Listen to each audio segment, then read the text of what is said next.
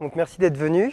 Je vais vous présenter un travail qui est toujours en cours, en collaboration avec François Xavier de l'Université catholique de Louvain et Liran Norman qui fait du machine learning à l'Université libre de Bruxelles.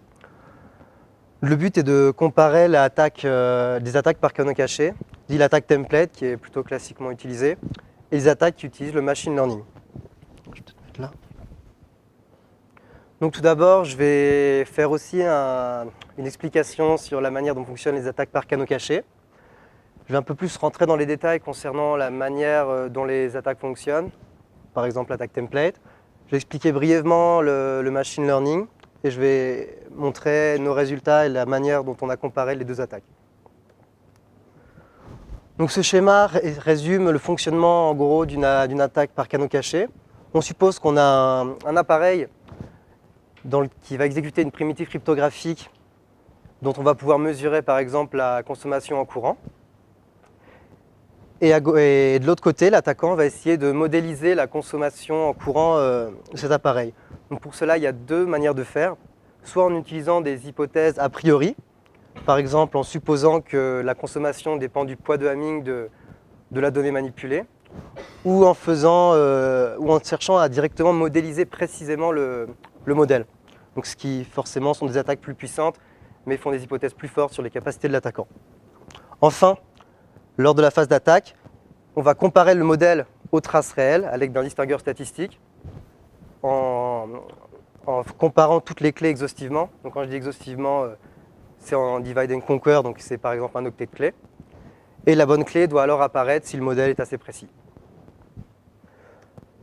On va plutôt s'intéresser au cas des attaques par profilage. Donc c'était le côté de droit, où l'attaquant cherche à modéliser réellement la fonction de fuite. Donc l'hypothèse, c'est que l'attaquant va posséder une copie identique de l'appareil à attaquer, pour lequel il va pouvoir manipuler à sa guise. Donc changer la clé, changer les messages. Il va pouvoir donc profiler efficacement sur toutes les valeurs de clé, toutes les valeurs de messages, ce qui va lui permettre d'avoir un modèle très précis. On peut croire que les hypothèses sont fortes, mais l'avantage c'est que si on arrive à résister à ce genre d'attaque, alors on résiste normalement aux attaques par hypothèse a priori, parce qu'elles sont plus puissantes. Et d'après le principe de Kerckhoff, le seul secret doit être dans la clé. Donc il n'y a pas supposer que l'attaquant puisse modéliser la fonction réellement n'est pas forcément absurde. Donc la template attaque. Donc en haut, on voit la formule de la fonction de densité de la gaussienne multivariée. On voit qu'elle dépend essentiellement de deux paramètres, sa moyenne et sa matrice de covariance. Donc lorsque l'attaquant va essayer d'attaquer à l'attaque template, il va devoir estimer ces deux paramètres pour les valeurs cibles qu'il désire attaquer. Donc quand je dis valeur cible, c'est par exemple typiquement la sortie de l'icebox. Donc pour chaque valeur de sortie de l'icebox, il va estimer la moyenne de consommation associée à cette valeur. Aussi, il va calculer une matrice de covariance, sauf qu'il va en calculer une seule. Il pourra en calculer une par valeur cible, mais c'est beaucoup moins efficace, sachant que celle-ci ne contient que du bruit. Ils vont en calculer une seule. Lors de la phase d'attaque, à chaque trace d'attaque, donc il ne connaît pas la clé, il va calculer la probabilité d'observer une clé, étant donné la trace L. Donc il fait ça pour les 256 clés possibles si on attaque un octet. Donc avec la formule de Bayes, il suffit d'appliquer la fonction de densité à la trace utilisée. Lorsqu'on attaque une nouvelle trace, on applique la même formule et on multiplie les probabilités ensemble pour chaque clé. Une autre manière de faire est d'utiliser le logarithme de la formule et de sommer au lieu de multiplier. L'avantage, c'est que c'est plus rapide et plus efficace. Le désavantage, c'est qu'on perd le côté probabilité réelle. On a seulement un score, ce qui fait qu'on ne peut plus utiliser l'information mutuelle que François Xavier a expliqué ce matin. Alors, il y a aussi la méthode par régression linéaire. Le but de celle-ci est d'être plus efficace en temps que l'attaque template. Donc, on suppose que la consommation est issue d'une partie déterministe qui dépend de la valeur manipulée et du bruit. Et le but étant donné une base définie à l'avance et des observations, on va essayer de trouver des coefficients devant ces éléments de base, qui vont essayer d'expliquer au mieux les observations. Typiquement, on peut utiliser une base à 9 éléments, où le premier va être un élément constant et les 8 suivants vont représenter chaque bit de notre octet. On va essayer de trouver les coefficients linéaires qui vont essayer de le mieux expliquer la consommation. C'est ce que j'appelle la leakage linear régression 9. Où on peut aussi utiliser toutes les combinaisons de bits possibles, ce qui nous fait une base à 256 éléments. Donc ça sera plus précis, mais donc plus coûteux à estimer. Et ça revient exactement à utiliser l'attaque template au final.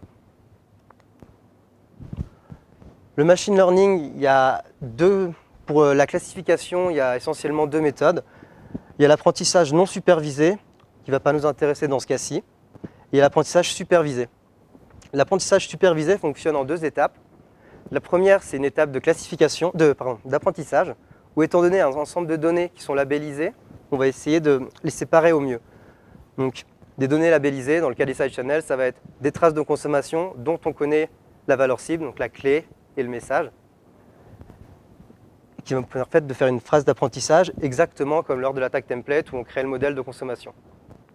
Ensuite, il y a la phase de classification qui correspond à la phase d'attaque. Donc, lorsqu'on obtient une nouvelle trace de consommation dont on ne connaît pas la clé, on va essayer de la classer, voir dans quel groupe elle appartient, et chaque groupe est associé à une clé. 2 exemples très utilisés d'apprentissage supervisé sont les machines à vecteurs de support, SVM, et le random forest. Dans ce cas d'étude, on va s'intéresser seulement au random forest, dans ce que j'ai présenté ici en tout cas, parce qu'il a montré essentiellement des résultats meilleurs que le support vecteur machine. Donc rapidement, voici comment fonctionne le random forest. Donc en haut, c'est notre phase d'apprentissage comme en template. On a différentes traces issues d'une clé et d'un message connu. Le random forest va créer plusieurs arbres de décision indépendants en prenant des ensembles, pas vraiment indépendants, mais en prenant des sous-ensembles de toutes les traces que l'on a. Il va créer des arbres de décision. Ensuite, lorsque l'on obtient une trace à attaquer dont on ne connaît pas la clé, on va demander à l'algorithme d'utiliser chaque arbre de décision qui va nous sortir un résultat, donc une supposition de quelle classe elle appartient. On va collecter le nombre de votes pour chaque classe et la bonne clé sera la classe qui aura obtenu le plus grand nombre de votes. Le problème de cette technique est qu'on n'obtient pas des probabilités au sens strict du terme, du moins. Elle ne nous permet pas d'utiliser l'information mutuelle. Parce que du coup, l'information mutuelle n'est plus liée au success rate directement, donc elle n'a plus vraiment de sens. Donc la métrique de sécurité qu'on va utiliser, ça va être une métrique de sécurité justement, donc ça va être le success rate. Je vais parler après. Il y a un autre désavantage à utiliser le scoring, mais j'en parlerai à la fin. Donc généralement, quand on fait une attaque par canaux cachés, il y a 2 manières au niveau de la fonction de leakage de voir les choses. Premièrement, elle peut être très simple et facilement explicable. Je ne vais pas vraiment en parler dans cet exposé parce que, dans ce cas-là, tous les résultats ont montré que la régression linéaire à 9 éléments s'avérait toujours la plus efficace. Mais plutôt, on va s'intéresser au cas où soit la fonction de fuite est complexe, ou alors on est complètement en black box, ça veut dire qu'a priori, on ne sait pas vraiment à quoi elle ressemble, donc on va faire un template exhaustif ou une régression linéaire à 256 éléments. Donc là, c'est la manière dont on va comparer les 2 méthodes. Donc c'est tout en simulation, la comparaison ne s'est pas faite sur des traces réelles. Donc pour ça, on va générer des traces simulées qui vont contenir un nombre de points informatifs et un nombre de points sans information. Donc la méthode utilisée, c'est l'icebox et la sbox de l'AES. Donc étant donné un message et une clé, on va faire passer dans des sbox qui va nous donner des points informatifs. À chaque fois, on fait fuir une fonction de fuite linéaire qu'on a créée, plus un certain bruit, à chaque sbox. Enfin, on rajoute des U-points qui contiennent que du bruit, c'est-à-dire seulement une loi normale centrée en 0 et aucune information. L'idée était de voir si le machine learning résistait mieux aux points sans information, ce qui était ce que l'on pensait à la base. On verra que ce n'est pas forcément ça en pratique. On va regarder 4 cas d'études. Le premier, à droite, ce sera dans le cas où on a eu énormément de traces pour profiler, donc créer notre modèle de consommation, et qu'on associe à 2 cas. Le cas où on a peu de points, Et le cas, on a beaucoup de points. On va voir ce qui se passe. Et ensuite, on va regarder le cas où le profilage est imparfait. On n'avait pas assez de traces pour profiler pour X raisons, du temps ou autre. Donc, le cas du profilage parfait, entre guillemets, est résumé dans ce graphique. Les 4 courbes du haut sont une attaque template. Alors, pour fixer les paramètres, on utilise 50 traces pour l'attaque. On a une variance de bruit de 1. La variance du signal vaut 1 aussi, donc on a un SNR assez haut de 1. La trace tout en haut, j'ai utilisé 1000 traces. Ah, pardon. D'abord, j'ai expliqué les abscisses. On a 2 points d'intérêt et on a en abscisse le nombre de points sans intérêt dans l'étude. Et en ordonnée, donc c'est le success rate. Un success rate de 1 signifie qu'on réussit toujours à attaquer. Un success rate de 0 signifie qu'on n'arrive pas. La courbe tout en haut correspond à, je ne sais pas si ça se voit bien au niveau du code couleur, on a 1000 traces par valeur cible utilisée. Sachant qu'on attaque un octet, ça veut dire pour chaque valeur de l'octet, on a 256 fois 1000 traces pour le profilage. Ensuite, ça décroît jusqu'à 50 traces pour le profilage. Donc on voit que, étonnamment, dans le cas où le profilage est à peu près parfait, donc 1000 traces, rajouter des points sans intérêt n'influe pas du tout sur l'attaque template. Quoi qu'il arrive, on restera toujours au même success rate. Alors, on n'a pas tous les... Il manquait des résultats pour le machine learning, mais le machine learning marche beaucoup moins que l'attaque template dans ce cas-là, qui paraît logique vu qu'on profile directement le modèle comme de la manière où il est simulé. Par contre, rajouter des points sans intérêt, c'était un peu étonnant, mais au début, ça fait marcher mieux le random forest. Donc c'est lié intrinsèquement à la manière dont l'algorithme fonctionne.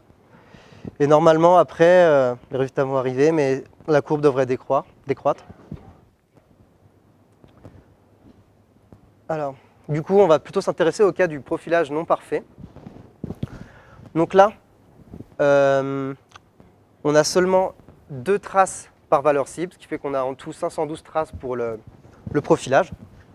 Dans le cas gauche, on fixe le nombre de points sans intérêt à 0 et on regarde ce qui se passe quand on n'augmente que des points avec intérêt. Alors, on voit qu'au début, en noir et en bleu, ça correspond aux attaques template. La bleue, c'est là où on utilise les vrais probas, donc l'exponentielle. La noire, c'est quand on utilise le logarithme de la fonction on somme. On voit qu'au début, ça marche beaucoup mieux que le random forest. Et au bout d'un moment, on a un pic, ça ne marche plus du tout. Dans le cas bleu, c'est lié à une erreur numérique.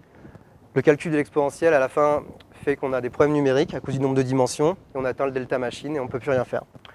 La courbe noire n'a pas ce problème. C'est lié à un problème d'estimation.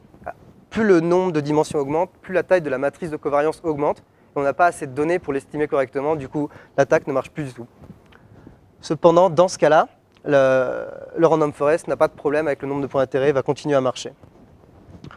La courbe de droite, on a fixé le nombre de points d'intérêt à 50 et on incrémente le nombre de points sans intérêt.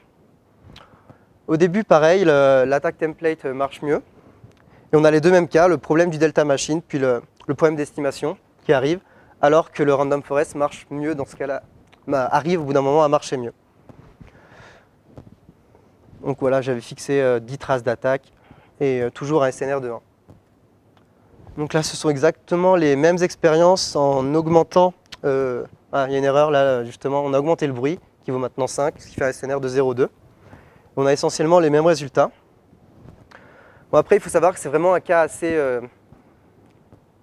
assez critique, on va dire. 2 traces par valeur cible, c'est vraiment peu. Hein, ce qui est du coup pas très bon pour le machine learning, parce que pour qu'il arrive à faire mieux que l'attaque template, il faut se placer dans un cas un peu poussé. Donc sinon, en conclusion, les 2 points intéressants pour l'instant de cette étude sont que ce qui n'est pas forcément intuitif, c'est que l'attaque template, si le profilage est bien fait, donc n'a pas eu du tout de problème par les points sans information, ça ne changeait rien. Et que par contre, dans le cas où il n'a pas assez de traces pour profiler, ça joue un rôle et le random forest, le machine learning en général, peut s'avérer utile. La suite de l'analyse va sûrement s'étendre au cas du masquage qui a été présenté par Vincent tout à l'heure. Dans le masquage, l'effort à faire pour le profilage doit être plus important et donc peut-être plus pénaliser l'attaque template. essayer de donner une comparaison en termes de complexité. Je parle en mémoire et en temps. En général, on s'intéresse sûrement à la complexité en nombre de traces. Ce qui peut être intéressant aussi parce que c'est pas du tout la même. Pour le machine learning, c'est en général beaucoup plus important. Et voilà, donc ça c'est le dernier point concerne le désavantage à utiliser du scoring. Comme disait Vincent, si chaque sous-clé n'est pas retrouvée en premier, alors il faut faire une énumération pour réussir à trouver la bonne clé. On peut montrer que cette énumération est optimale si on a les vrais probas. Et on ne sait pas encore qu'est-ce qui se passe si on n'a pas de vrai proba mais seulement un score. Donc ça va être l'objet d'étude incessamment sous peu. Voilà. Je vous remercie et si vous avez des questions.